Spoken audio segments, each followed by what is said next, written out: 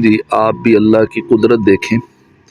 ये देखें, ये जो है छोटे छोटे से कीड़े हैं और ये गंदम के दाने लेके जा रहे हैं। ये देखें, ये देखें। अच्छा, इसको उठा उठा के ये लोग जो है वो ये लेके जा रहे हैं। अब यहाँ देखें कितने सारे हैं, ये देखें। अच्छा, ये बस उठा के लेके जा रहा है।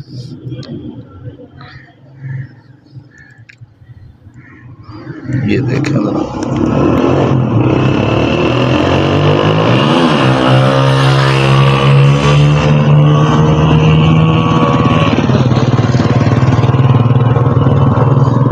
अपने से बड़े गंदम के दाने अब ये सारे उठा उठा कर यहाँ अंदर लेके जा रहे हैं।